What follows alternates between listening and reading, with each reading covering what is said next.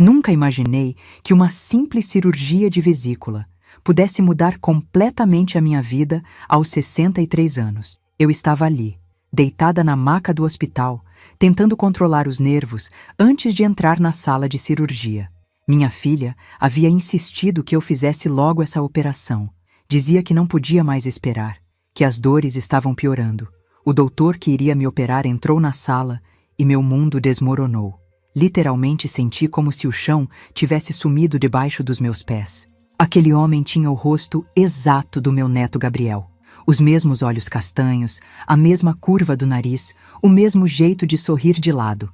Por um segundo, pensei que estava delirando por causa dos medicamentos pré-cirúrgicos.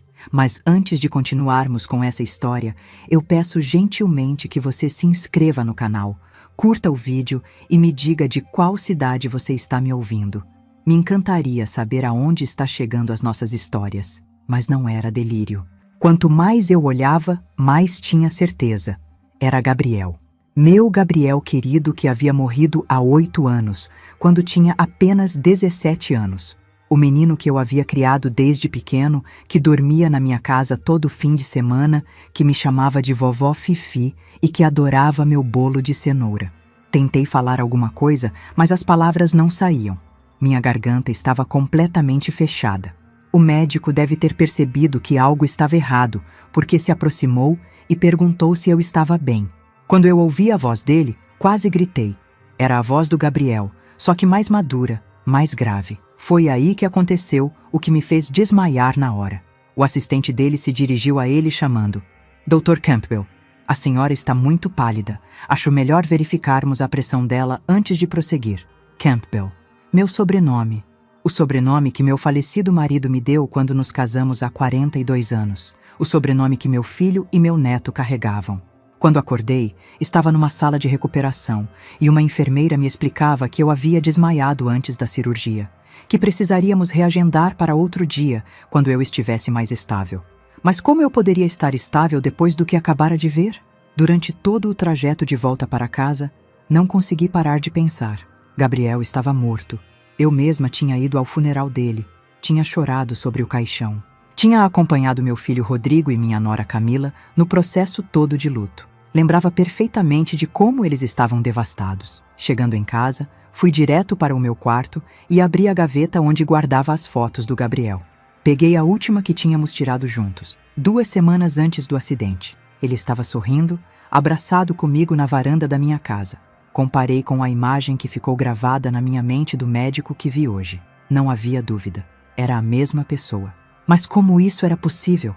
Gabriel havia morrido num acidente de carro na estrada quando voltava de uma festa com amigos. Pelo menos foi isso que Rodrigo me contou na época. Lembro que ele chegou em casa de madrugada, desesperado, dizendo que a polícia havia ligado, que o carro havia capotado e que Gabriel não havia resistido. Nunca vou esquecer daquela manhã. Era uma segunda-feira de março, estava chovendo muito. Camila estava inconsolável, gritava que havia perdido o filho dela. Rodrigo não parava de repetir que a culpa era dele, que não deveria ter deixado o Gabriel sair naquela noite. Durante as semanas que se seguiram, eles cuidaram de todos os procedimentos. Disseram que eu não precisava me preocupar com nada, que já estavam organizando tudo. O corpo foi cremado rapidamente, numa cerimônia pequena e reservada. Na época, eu achei estranho não poder ver meu neto uma última vez, mas Rodrigo explicou que o acidente tinha sido muito violento e que seria melhor eu me lembrar dele como ele era. Eu chorei tanto naqueles dias que achei que não ia conseguir continuar vivendo. Gabriel era minha razão de viver desde que meu marido havia falecido 6 anos antes. Aquele menino era minha companhia, minha alegria, meu propósito. Todo sábado ele vinha dormir em casa. Me ajudava com o jardim, assistíamos filmes juntos, conversávamos sobre tudo. Rodrigo e Camila foram muito atenciosos comigo durante o luto. Vinham me visitar quase todos os dias, traziam comida, faziam companhia. Camila chegou a sugerir que eu vendesse minha casa e fosse morar com eles. Dizia que seria melhor para mim não ficar sozinha com tantas lembranças do Gabriel. Na época, eu pensei que era carinho genuíno. Hoje, 8 anos depois, vendo aquele médico que é idêntico ao meu neto, comecei a questionar tudo. Por que tanta pressa para cremar o corpo? Por que não me deixaram vê-lo? Por que insistiram tanto para eu me mudar da minha casa? Passei a noite inteira acordada, revirando cada detalhe daqueles dias terríveis de março. Quanto mais eu pensava, mais detalhes estranhos vinham à minha memória. Como Camila havia chorado de forma muito teatral durante o funeral. Como Rodrigo evitava meu olhar quando eu fazia perguntas sobre o acidente. Como eles mudaram completamente de comportamento comigo depois que conseguiram me convencer a dar uma procuração para Rodrigo cuidar das minhas finanças. E agora eu tinha visto com meus próprios olhos um homem idêntico ao Gabriel, carregando nosso sobrenome, trabalhando como médico num hospital da cidade. Um homem que deveria ter cerca de 25 anos, exatamente a idade que Gabriel teria hoje se estivesse vivo. Minha cabeça estava uma confusão total. Será que eu estava enlouquecendo? Será que a idade estava me pregando peças? Ou será que havia algo muito errado com toda essa história que minha família me contou há 8 anos? Quando amanheceu, eu já havia tomado uma decisão. Ia descobrir quem era aquele médico e por que ele era tão parecido com meu neto. Não importava o que eu fosse encontrar pela frente. Eu precisava saber a verdade. Na manhã seguinte, acordei com uma determinação que não sentia há anos. Depois de passar a noite inteira revirando memórias e questionando tudo o que achava que sabia sobre a morte do Gabriel, eu tinha certeza de uma coisa. Precisava descobrir a identidade daquele médico, mas tinha que ser cuidadosa. Se realmente havia algo errado com a história da morte do meu neto, eu não podia alertar Rodrigo e Camila sobre minhas suspeitas. Pelo menos não ainda. Liguei para o hospital às 8 horas da manhã, fingindo que queria reagendar minha cirurgia. Quando a secretária atendeu, perguntei especificamente pelo doutor que tinha me atendido no dia anterior. "A senhora quer remarcar com o Dr. Gabriel Campbell Jr.?" Ela perguntou. Meu coração quase parou. Gabriel Campbell Jr. Não era apenas uma semelhança física, era literalmente o nome do meu neto, acrescido de Jr. Como eu nunca tinha ouvido falar de um Gabriel Campbell Jr. trabalhando na nossa cidade. Consegui manter a compostura e disse que sim, queria remarcar com ele especificamente. A secretária me informou que o Dr. Gabriel Campbell Jr. tinha 25 anos, era formado em medicina há 3 anos pela Universidade Estadual e trabalhava no hospital há 2 anos, especializado em cirurgia geral. 25 anos, a idade exata que meu Gabriel teria hoje se estivesse vivo. Desliguei o telefone com as mãos tremendo. Aquilo não podia ser coincidência. Um jovem médico com exatamente a mesma aparência do meu neto, com o mesmo nome, nascido no mesmo ano que Gabriel nasceu. As peças do quebra-cabeça começavam a se encaixar na minha cabeça, formando uma imagem terrível. Passei o resto da manhã tentando me acalmar e planejar meus próximos passos. Não podia simplesmente aparecer no hospital fazendo perguntas. Tinha que ser mais esperta que isso. Decidi começar pesquisando sobre o Dr. Gabriel Campbell Jr. na internet. Nunca fui muito boa com tecnologia, mas minha vizinha Dona Carmen havia me ensinado a usar o computador do meu marido, que ainda estava no escritório dele, intocado há 6 anos. Foi difícil ligar aquela máquina antiga, mas consegui. Procurei o nome Gabriel Campbell Jr. e encontrei algumas informações básicas. Ele tinha se formado na Universidade Estadual 3 anos atrás, com honras ao mérito. Havia uma foto da formatura no site da universidade. Quando vi a foto, tive que me segurar na cadeira. Era Gabriel. Não havia a menor dúvida. O mesmo rosto que eu havia beijado na testa milhares de vezes quando ele era criança. O mesmo sorriso que me cumprimentava todo sábado de manhã na minha cozinha. Mas aquela foto era de 3 anos atrás. Se Gabriel havia morrido há 8 anos, como ele podia ter se formado em medicina há apenas 3? A matemática simplesmente não funcionava. Continuei pesquisando e descobri mais detalhes. Gabriel Campbell Jr. havia nascido em 1999, na nossa cidade mesmo. Estudara medicina na Universidade Estadual entre 2015 e 2021. Não havia informações sobre família ou parentes. 1999 era exatamente o ano que meu Gabriel nasceu. Nesse ponto, eu já não conseguia mais negar o óbvio. Aquele médico era meu neto. Gabriel não havia morrido há 8 anos. Ele estava vivo, formado em medicina, trabalhando a apenas 15 minutos da minha casa.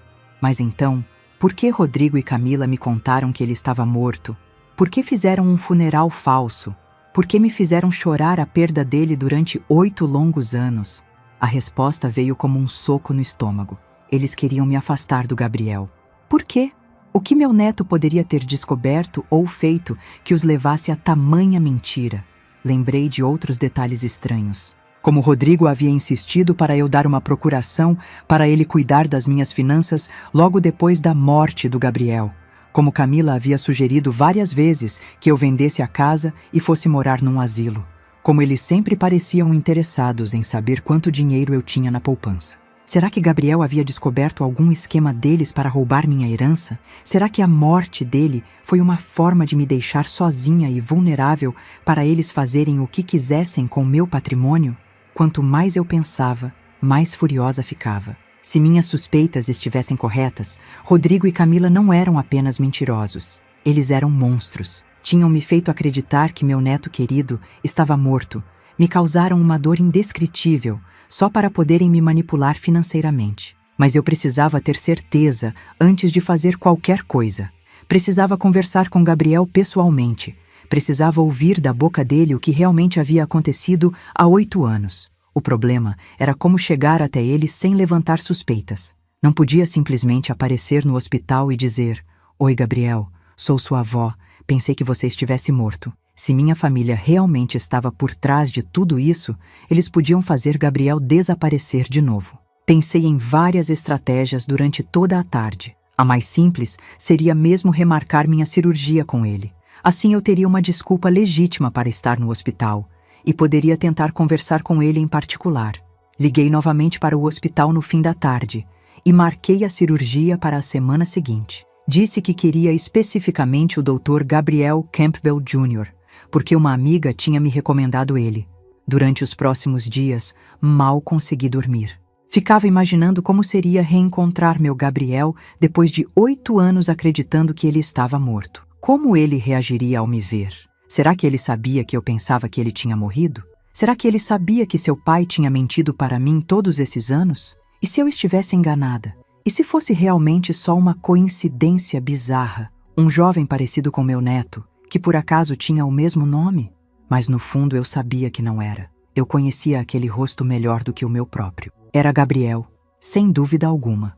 Na véspera da cirurgia, Camila ligou para saber como eu estava. Perguntou sobre a operação, se eu precisava de alguma coisa, se ela deveria ir comigo ao hospital.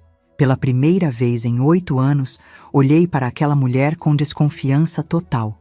"Não precisa, Camila", eu disse, tentando manter a voz calma. "Já está tudo organizado." "Tem certeza, sogra? A senhora não deveria ir sozinha para uma cirurgia", ela insistiu. "Tenho certeza. Vai correr tudo bem." Desliguei o telefone me perguntando se aquela preocupação toda era genuína ou se ela estava apenas tentando controlar a situação. Depois de amanhã, eu saberia a verdade. Meus amores, eu tenho um recadinho rápido. Para você que está aí me ouvindo, se essa história estiver tocando o seu coração de alguma forma, considere apoiar o nosso canal. O Pix está no QR Code na tela ou na chave de e-mail no primeiro comentário fixado. Sua ajuda vai me permitir continuar trazendo novas histórias todos os dias.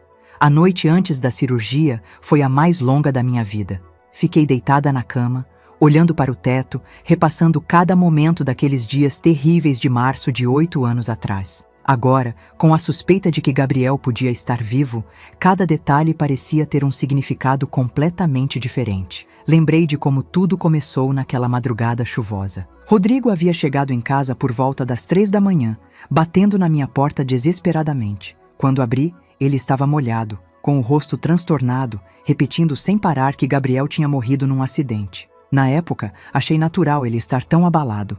Era o filho dele, afinal. Mas agora, relembrando a cena, percebi detalhes que me escaparam na época. Rodrigo não chorava, estava agitado, desesperado, mas não vi uma lágrima sequer. E ele falava rápido demais, como se estivesse recitando algo decorado. "Mãe, aconteceu uma tragédia", ele dizia, andando de um lado para o outro na minha sala. "Gabriel saiu com os amigos para uma festa em Ribeirão. Eu disse para ele não ir, que estava chovendo muito, mas você sabe como ele é teimoso." Era estranho ele falar no presente. Como ele é, quando estava me contando que Gabriel tinha morrido. "O carro capotou na estrada, mãe. A polícia disse que foi instantâneo, que ele não sofreu." Rodrigo continuava andando nervosamente. Eles já levaram o corpo para o Instituto Médico Legal. Eu tinha ficado em choque total. Não conseguia nem processar o que estava ouvindo. Gabriel, meu neto querido, morto aos 17 anos. Parecia impossível. Ainda na véspera, ele tinha ligado para mim, dizendo que ia me visitar no fim de semana para ajudar a podar as plantas do jardim. Nos dias que se seguiram, Rodrigo e Camila tomaram controle de tudo. Eles diziam que era para me poupar do sofrimento, que já tinham experiência com essas coisas burocráticas. Na época, eu achei que era cuidado, proteção. Hoje percebo que era controle total. Deixa que a gente cuida de tudo, mãe. Camila repetia sempre. A senhora já sofreu demais. Não precisa se preocupar com papelada e essas coisas chatas. Eu nunca vi o boletim de ocorrência. Nunca conversei com a polícia. Nunca falei com os amigos que supostamente estavam no carro com Gabriel. Rodrigo sempre tinha uma desculpa. Os policiais estavam muito ocupados. Os amigos estavam traumatizados demais para falar. Os documentos estavam sendo processados. E o corpo? Esse era o detalhe que mais me incomodava agora. Eles disseram que eu não podia ver Gabriel porque o acidente tinha sido muito violento, que seria traumático demais para mim. Na época aceitei a explicação, mas agora me perguntava, será que existiu um corpo? O funeral aconteceu apenas 3 dias depois do suposto acidente. Tudo muito rápido, muito organizado. Caixão fechado, cerimônia pequena, só família próxima. Eu queria abrir o caixão para dar um último beijo na testa do meu neto, mas Rodrigo me impediu. Mãe, pelo amor de Deus, não faça isso, ele disse, segurando meu braço com força. Você não vai querer se lembrar dele assim. Deixe a imagem boa que você tem dele.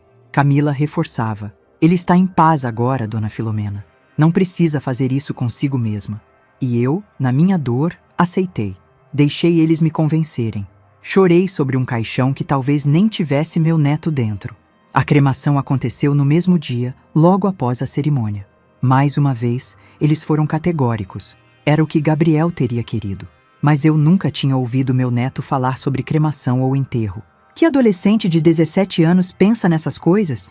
Ele conversou comigo sobre isso uma vez. Rodrigo mentiu descaradamente. Disse que achava a cremação mais limpa, mais moderna. Mais uma mentira. Gabriel era um menino tradicional, gostava das coisas antigas. Adorava visitar o cemitério onde estava enterrado o avô dele. Levava flores, limpava o túmulo. Jamais pediria para ser cremado. Nos meses que se seguiram ao funeral, Rodrigo e Camila intensificaram os cuidados comigo. Vinham todos os dias, traziam almoço, faziam compras, ofereciam ajuda com tudo. Era como se quisessem me manter ocupada, distraída. Foi nessa época que Rodrigo começou a falar sobre minhas finanças. Dizia que eu estava muito abatida para cuidar de contas, que poderia esquecer de pagar alguma coisa importante, que seria melhor ele assumir essas responsabilidades. Mãe, a senhora mal está conseguindo cuidar da casa, ele argumentava. Como vai cuidar de banco, investimentos, essas coisas complicadas? Deixa eu ajudar. E eu, destroçada pela perda, achando que tinha um filho maravilhoso, assinei uma procuração dando a ele acesso às minhas contas. Na época parecia a coisa mais natural do mundo. Hoje percebo que foi o objetivo final de toda aquela farsa. Também tentaram me convencer a vender a casa. Camila estava sempre comentando como a casa era grande demais para mim sozinha, como devia dar trabalho manter, como eu ficaria melhor num apartamento menor ou numa casa de repouso. Aqui tem muitas lembranças do Gabriel, sogra, ela dizia com uma voz melosa. Talvez seja melhor para a senhora fazer um recomeço em outro lugar. Mas eu me recusei. Aquela casa tinha as lembranças do meu marido, do Gabriel, de toda a minha vida. Não ia abandonar tudo só porque eles achavam conveniente. Agora entendo por que insistiram tanto. Se eu vendesse a casa, eles teriam acesso a uma quantia muito maior de dinheiro. E se eu estivesse internada numa casa de repouso, seria ainda mais fácil controlar minha vida e meu patrimônio. Durante os meses seguintes, percebi algumas mudanças estranhas no comportamento deles. Rodrigo começou a dirigir um carro novo, disse que era financiado. Camila apareceu com roupas caras, joias que eu nunca tinha visto. Eles fizeram uma viagem para a Europa. Disseram que era para se distrair da dor da perda. Quando eu perguntava sobre o dinheiro, eles sempre tinham explicações prontas. Rodrigo tinha conseguido uma promoção no trabalho. Camila tinha vendido umas joias antigas da família dela.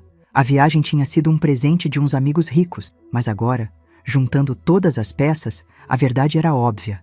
Eles estavam usando meu dinheiro. O dinheiro que meu marido e eu havíamos economizado durante 40 anos de trabalho duro. O dinheiro que era para ser a herança dos meus filhos e netos quando eu morresse naturalmente. A coisa mais cruel de todas era como eles mantinham a farsa da morte do Gabriel. Todo aniversário de morte, eles organizavam uma missa. Todo dia dos finados, íamos ao cemitério deixar flores num túmulo vazio. Eles choravam, faziam discursos emocionados sobre saudade e memória. Como conseguiam fingir tão bem? Como dormiam à noite sabendo que estavam torturando uma velha com uma mentira tão terrível? E Gabriel? Onde ele estava durante todos esses anos? Sabia que eu pensava que ele estava morto? Sabia que eu chorava por ele todos os dias? Será que pensava que eu tinha concordado com o afastamento dele? As perguntas não saíam da minha cabeça. Faltavam poucas horas para eu reencontrar meu neto depois de 8 anos de luto fingido. Eu não sabia como ia conseguir controlar minhas emoções ao vê-lo novamente. Mas uma coisa eu sabia com certeza. Não importava o que tinha acontecido. Não importava por que razão Rodrigo e Camila tinham inventado aquela mentira terrível. Eu ia recuperar meu neto e ia fazer eles pagarem por cada lágrima que me fizeram derramar por uma morte que nunca aconteceu. O despertador tocou às 6 da manhã. Era o dia da verdade. Às 7:30 da manhã, eu já estava na porta do hospital, 2 horas antes do horário marcado para a cirurgia. Não consegui ficar em casa nem mais 1 minuto. A ansiedade estava me matando e eu precisava estar lá quando Gabriel chegasse para trabalhar. Fiquei sentada na recepção, fingindo ler uma revista, mas na verdade observando cada pessoa que passava. Meu coração disparava toda vez que via um homem jovem de jaleco, mas não era ele.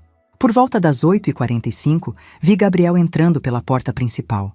Mesmo de longe, mesmo depois de 8 anos, eu o reconheci instantaneamente. Ele estava mais alto, mais maduro, usava barba por fazer, mas era inegavelmente meu neto. Senti uma mistura de alívio, felicidade e raiva que quase me fez desmaiar novamente. Ele estava ali, vivo, saudável, andando normalmente pelo hospital onde trabalhava. Enquanto isso, eu havia passado 8 anos visitando um túmulo vazio, chorando por uma morte que nunca aconteceu. Gabriel cumprimentou alguns colegas na recepção e seguiu para o elevador. Esperei alguns minutos e me dirigi à enfermeira da cirurgia. Bom dia. Eu sou Filomena Campbell. Tenho cirurgia marcada com o Dr. Gabriel Campbell Jr. às 10 horas, eu disse, tentando manter a voz firme. Ah, sim, senhora Filomena. Chegou bem cedo. A cirurgia está confirmada, mas o doutor ainda está fazendo a ronda matinal. Quer aguardar na sala de pré-cirurgia ou prefere ficar aqui? Prefiro aguardar na sala, se puder ser. Ela me levou para uma sala pequena com algumas macas e me pediu para vestir a roupa cirúrgica. Disse que o Dr. Gabriel viria me examinar antes da cirurgia por volta das 9:30. Fiquei ali, deitada na maca, ensaiando mentalmente o que ia dizer para ele. Como começar uma conversa dessas? Oi, Gabriel, sou sua avó. Pensei que você estivesse morto. Parecia loucura. Às 9:28, a porta se abriu e Gabriel entrou na sala. Quando nossos olhos se encontraram, eu vi o choque na expressão dele. Ele ficou parado na porta por alguns segundos, claramente reconhecendo quem eu era. Senhora, ele começou, mas a voz falhou. Filomena Campbell, eu completei. Sua avó. Gabriel fechou a porta rapidamente e se aproximou da maca onde eu estava deitada. De perto, as semelhanças eram ainda mais impressionantes. Era como olhar para o Gabriel adolescente que eu conhecia, só que 8 anos mais velho. Vovó Fifi, ele sussurrou, usando o apelido que só ele me chamava. Eu não sabia que... Como você me encontrou? Eu vim fazer uma cirurgia de vesícula e você ia ser meu médico. Eu respondi, tentando não chorar. Gabriel, meu querido, o que aconteceu? Por que seus pais me disseram que você morreu? Gabriel olhou para a porta, verificou se estava bem fechada e puxou uma cadeira para perto da maca. Vovó, é uma história muito complicada, ele disse pegando minha mão. Eu nunca quis que a senhora soubesse de nada. Pensei que seria melhor assim. Melhor? Gabriel, eu passei 8 anos chorando por você, visitando seu túmulo, organizando missas, sofrendo como se tivesse perdido meu único neto. Eu sei, vovó. Eu sei e me perdoe. Mas eu não tinha escolha. Se eu não tivesse sumido, seria muito pior para todos nós. Pior como? O que pode ser pior do que fazer uma avó acreditar que seu neto está morto? Gabriel respirou fundo e começou a contar a história. Eu nunca poderia ter imaginado quão terrível era a verdade. Tudo começou 3 meses antes do suposto acidente, ele disse. Eu estava precisando de dinheiro para comprar um presente de aniversário para a senhora. Lembra que ia fazer 65 anos? Eu me lembrava. Era março, e Gabriel sempre fazia questão de me dar presentes especiais nos aniversários importantes. Eu fui pedir dinheiro emprestado para o papai, mas ele disse que estava sem dinheiro no momento. Isso me pareceu estranho porque vocês sempre comentavam que a senhora tinha uma boa quantia na poupança e o papai estava cuidando das finanças da senhora há alguns meses. Meu estômago se revirou. Gabriel continuou. Resolvi dar uma olhada nos extratos bancários para ver se tinha algum dinheiro que eu pudesse pedir emprestado da senhora, com autorização do papai. Foi quando descobri que ele estava transferindo quantias grandes das contas da senhora para contas pessoais dele e da mamãe. Quanto dinheiro, Gabriel? Nos 6 meses anteriores, eles já tinham tirado mais de 120 mil reais das suas contas, vovó. E pelos documentos que encontrei, planejavam tirar muito mais. 120 mil reais. Era quase metade de todas as minhas economias na época. Quando descobri, fiquei desesperado. Não sabia o que fazer. Conversei com o papai, confrontei ele com os documentos. Ele negou tudo. Disse que eu estava entendendo errado, que era só investimentos em nome da família. Mas você não acreditou. Como ia acreditar, vovó? Eram transferências diretas para contas pessoais deles. Compras de carro, joias, viagem para a Europa, tudo com o dinheiro da senhora. Gabriel parou de falar e olhou para as próprias mãos. Podia ver que aquela conversa estava sendo difícil para ele também. Continue, meu filho. Eu disse para o papai que ia contar tudo para a senhora. Que a senhora tinha o direito de saber que estava sendo roubada pelos próprios filhos. Foi aí que as coisas ficaram feias. Feias como? Primeiro eles tentaram me convencer de que eu estava errado, que era coisa da minha cabeça. Depois começaram as ameaças. A mamãe disse que se eu contasse qualquer coisa para a senhora, eles iam dizer que eu estava usando drogas, que estava ficando violento, que eu mesmo estava roubando a senhora.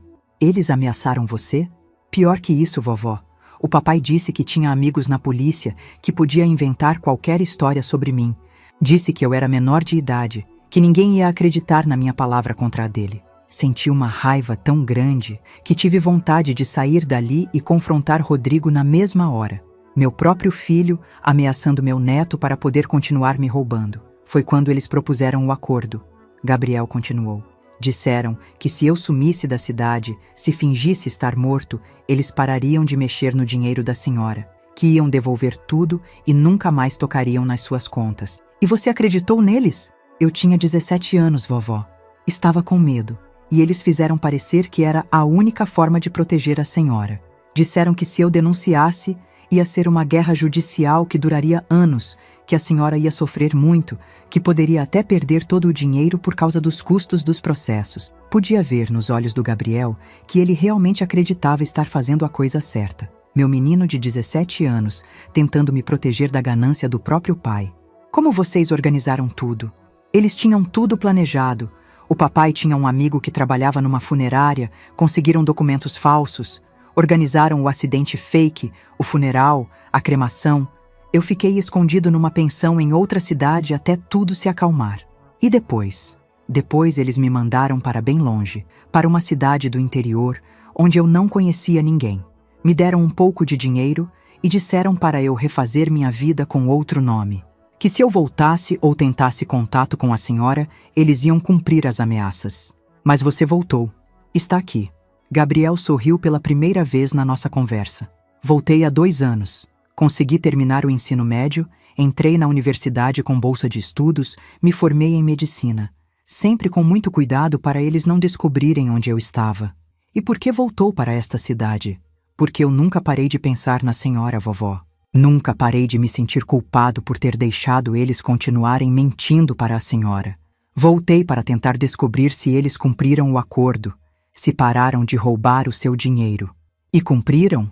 Gabriel fez uma expressão triste. Não, vovó. Eles não cumpriram nada. Pelo contrário, Nos últimos 8 anos, eles praticamente zeraram todas as suas contas. A senhora hoje tem menos de 10% do dinheiro que tinha quando eu morri. Senti como se tivesse levado um soco no estômago. 8 anos sendo roubada pelos meus próprios filhos, enquanto chorava a morte fake de um neto que estava vivo e tentando me proteger. Gabriel, precisamos fazer alguma coisa. Eu sei, vovó. Eu já estava planejando uma forma de contar tudo para a senhora. Só não esperava que nos encontrássemos assim, por acaso. Naquele momento, alguém bateu na porta da sala. Dr. Campbell, a cirurgia das 10 horas está confirmada? Era a voz da enfermeira. Gabriel me olhou nos olhos e sussurrou. Vovó, eu preciso cancelar essa cirurgia. Temos assuntos muito mais importantes para resolver. Gabriel explicou para a enfermeira que precisávamos adiar a cirurgia por questões familiares urgentes. Depois que ela saiu, ele trancou a porta novamente e puxou a cadeira ainda mais perto da minha maca. Vovó, eu preciso que a senhora saiba exatamente o que eles fizeram com o seu dinheiro nos últimos 8 anos, ele disse, tirando um envelope da gaveta da mesa médica. Eu tenho documentado tudo desde que voltei para a cidade. Abriu o envelope e mostrou várias folhas com extratos bancários, anotações e fotografias. Nos primeiros 2 anos depois da minha morte, eles realmente diminuíram um pouco o ritmo. Acredito que ficaram com medo de que alguém desconfiasse. Mas depois, quando viram que a senhora não questionava nada, voltaram com força total. Gabriel me mostrou os extratos. Era assustador ver como meu dinheiro havia sumido ao longo dos anos. Eles compraram uma casa de praia no litoral. Custou 230 mil reais, tudo pago com o dinheiro da senhora. Está no nome da Camila, claro. 230 mil reais. Era mais da metade do que eu havia economizado em 40 anos de trabalho. Rodrigo trocou de carro 3 vezes. Sempre carros caros, sempre pagos à vista com transferências das suas contas. Camila reformou a casa inteira. Colocou piscina, fez uma festa de 50 mil reais para o aniversário de 40 anos dela. 50 mil reais numa festa. Era dinheiro suficiente para eu viver confortavelmente por 2 anos. Mas o pior, vovó, foram as viagens. Eles viajaram para a Europa 4 vezes, Estados Unidos 2 vezes, sempre na primeira classe, sempre nos melhores hotéis. Só em viagens, gastaram mais de 180 mil reais do seu dinheiro. Senti uma revolta tão grande que tive vontade de gritar.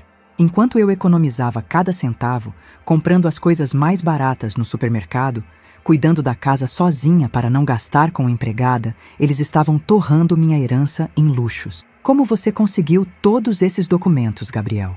Quando voltei para a cidade, consegui um emprego numa empresa de contabilidade enquanto cursava medicina.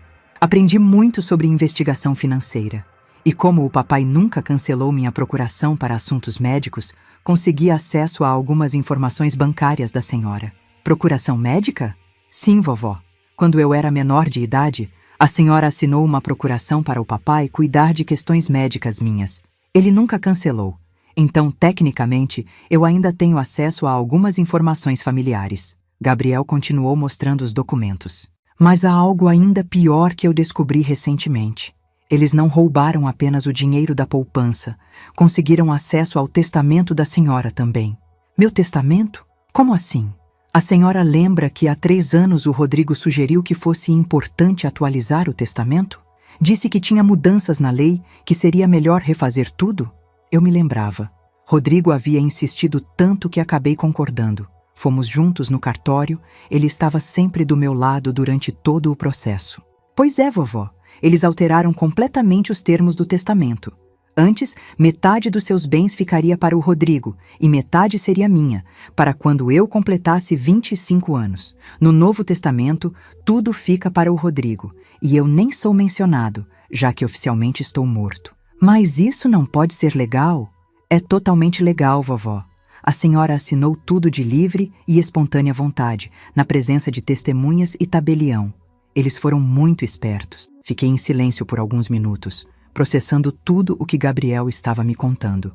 A extensão da traição era muito maior do que eu imaginava. Não era apenas roubo, era um plano elaborado para me deixar sem nada e ainda garantir que, quando eu morresse, todo o meu patrimônio fosse para eles. Gabriel, o que ainda tenho de patrimônio?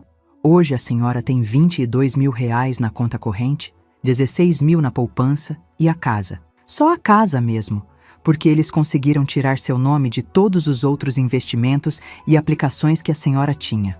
38 mil reais. De mais de 400 mil que eu tinha quando Gabriel morreu, sobraram 38 mil.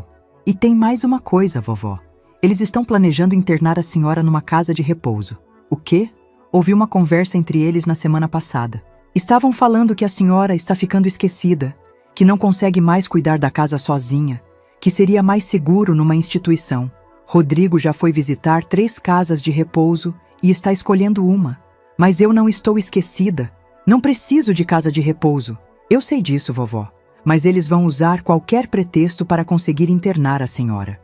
Uma vez lá dentro, vão vender a casa, ficar com o dinheiro e a senhora vai estar completamente nas mãos deles. A situação estava ainda pior do que eu imaginava. Não era apenas roubo, era um plano para me apagar completamente da minha própria vida. Gabriel, o que podemos fazer? Primeiro, precisamos proteger o que ainda resta dos seus bens. Tenho algumas ideias de como fazer isso sem levantar suspeitas. Como? A senhora precisa ir ao banco ainda hoje e fazer algumas transferências. Tem que ser discreto, como se fosse uma movimentação normal. Vamos transferir a maior parte do seu dinheiro para uma conta nova, numa agência diferente, onde eles não tenham acesso. E depois vamos cancelar todas as procurações que a senhora deu para o Rodrigo. Isso vai impedir que ele continue mexendo nas suas contas. Mas tem que ser feito de um jeito que pareça natural. Como vamos explicar isso para eles? A senhora vai dizer que o banco sugeriu trocar de agência por causa de taxas melhores. Coisa normal. Eles não vão desconfiar imediatamente. Gabriel parou de falar e me olhou nos olhos. Mas vovó, tem uma coisa importante que eu preciso falar. Eu não quero que a senhora confronte eles diretamente. Não ainda. Por quê? Porque eles são perigosos. Já mostraram que são capazes de qualquer coisa para proteger o esquema deles. Se descobrirem que a senhora sabe de tudo, podem tentar acelerar o plano da casa de repouso ou inventar que a senhora está com problemas mentais. Então o que vamos fazer? Vamos fazer tudo silenciosamente. Primeiro protegemos seus bens, depois a senhora simplesmente vai se afastando deles. Vai parar de depender deles para qualquer coisa. E quando eles perceberem que perderam o controle, já será tarde demais. E você? Como fica a sua situação? Eu vou continuar trabalhando aqui no hospital por enquanto, mas oficialmente eles não podem saber que nos reencontramos, pelo menos até termos protegido completamente a senhora. Gabriel guardou todos os documentos no envelope e se levantou. Vovó, a senhora tem coragem de fazer o que precisa ser feito? Tenho, meu filho. Depois de 8 anos chorando sua morte falsa, depois de descobrir que meu próprio filho estava me roubando, eu tenho coragem para qualquer coisa. Então vamos começar agora. A senhora vai sair do hospital, vai direto para o banco e vai seguir exatamente as instruções que eu vou te dar. Gabriel escreveu num papel tudo o que eu precisava fazer no banco. Que transferências fazer, que documentos pedir, que desculpas dar se alguém perguntasse alguma coisa. E depois do banco? Depois a senhora vai para casa e vai agir normalmente. Se Rodrigo ou Camila ligarem, conversa normalmente. Se perguntarem sobre a cirurgia, diz que foi adiada por alguns dias porque o médico teve uma emergência. E quando nos encontramos novamente? Daqui 3 dias, no mesmo horário. A senhora agenda uma nova cirurgia comigo e continuamos planejando os próximos passos. Gabriel me ajudou a me levantar da maca e me acompanhou até a porta. Vovó Fifi, ele disse, usando novamente o apelido carinhoso. Eu sinto muito por tudo que a senhora passou por minha causa, mas prometo que vamos consertar tudo isso. Gabriel, meu querido, você não tem culpa de nada. Você era apenas uma criança tentando proteger sua avó. A culpa é toda do seu pai, que usou nossa família inteira para satisfazer a ganância dele. Nos despedimos com um abraço rápido. Depois de 8 anos, eu finalmente tinha meu neto de volta. E desta vez, não ia deixar ninguém nos separar novamente. Saí do hospital com uma determinação que não sentia há décadas. Rodrigo e Camila tinham me subestimado. Acharam que, porque eu era uma velha de 63 anos, seria fácil me enganar e roubar. Mas estavam muito enganados. Eu tinha criado 4 filhos, havia trabalhado 40 anos, tinha cuidado do meu marido doente até o último dia de vida. Não era uma velhinha frágil e indefesa, era uma mulher forte. E agora eu sabia exatamente quem eram meus inimigos. A guerra estava apenas começando.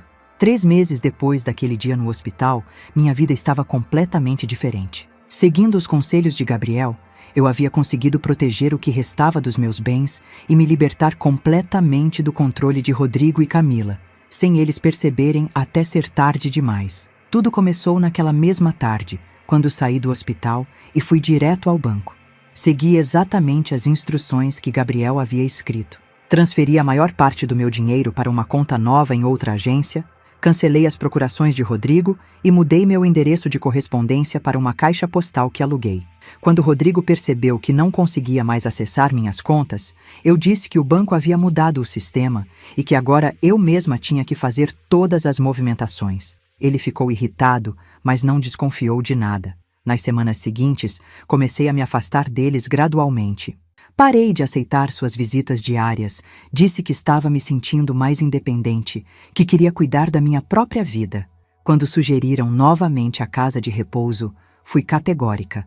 Não ia sair da minha casa. Gabriel e eu nos encontrávamos discretamente toda semana. Ele me ajudou a organizar completamente minhas finanças e também me deu algo muito mais valioso. Ele me devolveu a vontade de viver. Durante 8 anos, eu havia vivido como se estivesse esperando a morte, achando que não tinha mais nada para viver, sem perspectivas, sem alegria. Descobrir que Gabriel estava vivo foi como ressuscitar também. Começamos a fazer planos para o futuro. Gabriel queria abrir uma clínica particular especializada em cuidados com idosos. Eu ofereci ajuda financeira para o projeto e pela primeira vez em anos senti que meu dinheiro ia ser usado para algo que realmente valia a pena. A reação de Rodrigo e Camila à minha independência foi reveladora. Em vez de ficarem felizes por eu estar mais animada e ativa, eles ficaram visivelmente incomodados. Começaram a fazer comentários sobre meu comportamento, dizendo que eu estava estranha, que talvez fosse sinal de problemas de memória. Foi aí que percebi o quão manipuladores eles realmente eram. Qualquer sinal de que eu não estava mais sob controle deles era interpretado como doença mental. Queriam me manter frágil e dependente para poder continuar me explorando. A gota d'água foi quando descobri que Rodrigo havia tentado acessar minha nova conta bancária se passando por meu procurador. O gerente me ligou para confirmar, e foi assim que soube que eles estavam desesperados para voltar a ter controle sobre meu dinheiro. Naquela noite, tomei a decisão final. Não ia mais fingir que não sabia de nada, mas não ia confrontá-los diretamente também. Ia simplesmente sumir da vida deles, do mesmo jeito que eles fizeram Gabriel sumir da minha. Gabriel havia encontrado uma casa pequena e aconchegante a 5 minutos do hospital onde trabalhava. Decidimos que eu ia me mudar para lá, sem avisar Rodrigo e Camila. Ia simplesmente desaparecer da vida deles. A mudança aconteceu numa quinta-feira, enquanto eles estavam trabalhando. Gabriel conseguiu folga no hospital e me ajudou a transportar minhas coisas mais importantes. Deixamos a casa antiga completamente vazia, exceto por um envelope em cima da mesa da cozinha. Dentro do envelope, coloquei uma carta que escrevi para Rodrigo. Não era uma carta de confronto ou acusação. Era simplesmente um comunicado. Rodrigo, decidi recomeçar minha vida em outro lugar. A partir de hoje, não quero mais contato com você ou com Camila. Não tentem me procurar. Esta casa fica para vocês. Considerem como um presente de despedida. Cuidem bem dela, porque é tudo que vão receber de herança. Filomena. Não mencionei Gabriel. Não mencionei que sabia sobre o roubo, não fiz ameaças, simplesmente desapareci da vida deles, exatamente como eles fizeram comigo, acreditar que Gabriel havia desaparecido. Nos primeiros dias depois da mudança, Rodrigo me ligou desesperadamente. Deixei o telefone tocar, mas nunca atendi. Ele chegou a ir no hospital procurar Gabriel, mas meu neto disse que não sabia de nada, que havia perdido o contato comigo depois da cirurgia cancelada. Depois de uma semana tentando me encontrar, Rodrigo e Camila simplesmente desistiram. Acredito que ficaram aliviados por terem ficado com a casa e por não precisarem mais fingir que se importavam comigo. Em 6 meses, recebi a notícia através de conhecidos que eles haviam vendido minha antiga casa por R$300 mil. Com esse dinheiro e o pouco que restava nas contas antigas que eles ainda tinham acesso, provavelmente acharam que tinham feito um bom negócio. Mas o que eles não sabiam é que eu estava melhor do que nunca. Na minha casa nova, pequena mas aconchegante, Eu tinha tudo o que precisava. Gabriel vinha jantar comigo todo domingo, me contava sobre o trabalho, sobre os planos para a clínica. Às vezes trazia colegas médicos para eu conhecer, pessoas interessantes que se tornaram meus amigos. Voltei a cozinhar, coisa que não fazia há anos. Voltei a cuidar de plantas, arrumei um jardim lindo na frente da casa. Comecei a fazer crochê novamente, algo que havia abandonado depois da morte falsa de Gabriel. Aos 64 anos, eu estava vivendo a melhor fase da minha vida. Gabriel abriu a clínica 6 meses depois da nossa mudança. Eu investi R$50 mil no projeto e virei sócia minoritária. Todos os dias eu passava lá, ajudava na recepção, conversava com os pacientes idosos, me sentia útil novamente. 1 ano depois do nosso reencontro, Gabriel trouxe uma namorada para eu conhecer. Marina, uma enfermeira de 28 anos, doce e carinhosa. Quando ela soube da nossa história, chorou junto comigo. Disse que nunca tinha visto um amor entre avó e neto tão forte. No aniversário de 2 anos do reencontro, Gabriel me deu a notícia mais maravilhosa. Marina estava grávida. Eu ia ser bisavó. Finalmente ia ter uma família de verdade novamente. Às vezes me pergunto como estão Rodrigo e Camila. Se descobriram que Gabriel está vivo, se perceberam que eu sabia de tudo desde o começo. Mas logo deixo esses pensamentos passar. Eles não fazem mais parte da minha vida. A única coisa que importa é que, aos 66 anos, depois de passar 8 anos chorando uma morte falsa, depois de descobrir que meu próprio filho estava me roubando, eu consegui reconstruir minha vida do zero. Tenho meu neto de volta, tenho uma nora maravilhosa, vou ter um bisneto. Tenho uma casa que é minha, dinheiro que é meu, amigos que gostam de mim de verdade. E o mais importante, tenho paz. Pela primeira vez em 8 anos, durmo tranquila todas as noites. Acordo feliz todas as manhãs. Sei que sou amada de verdade, não por interesse, mas por amor genuíno. Rodrigo e Camila pensaram que tinham me destruído, mas na verdade, me libertaram. Me forçaram a descobrir que eu era muito mais forte do que imaginava e que nunca é tarde demais para recomeçar.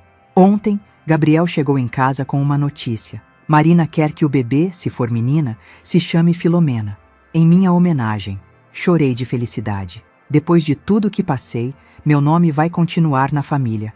Não através de quem me traiu, mas através de quem realmente me ama. Esta é minha história. A história de como descobri que meu neto não havia morrido e como isso me ensinou que eu também não precisava mais viver como morta. Aos 66 anos, finalmente aprendi o que é ser verdadeiramente livre. Para você que está aí me ouvindo, se essa história tocou o seu coração de alguma forma, considere apoiar o nosso canal.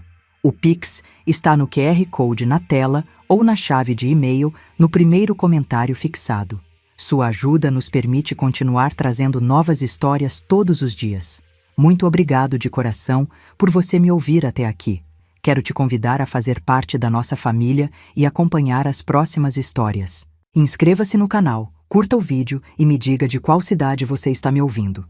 Transparência sobre o conteúdo. Os vídeos apresentam narrativas 100% fictícias, criadas somente para fins de entretenimento, reflexão moral e educacional, com o objetivo de transmitir lições de vida, valores humanos e familiares. Trata-se de uma produção original da equipe humanizada. Todos os nomes, personagens, lugares, eventos e conflitos são fictícios, e qualquer semelhança com pessoas ou fatos reais é mera coincidência. O material visual consiste em dramatizações ilustrativas. Este conteúdo não constitui aconselhamento jurídico, financeiro, psicológico ou profissional. As ações mostradas fazem parte apenas da narrativa. Recursos de inteligência artificial são utilizados somente como apoio na criação de elementos visuais e sonoros. Todo o processo criativo é feito manualmente.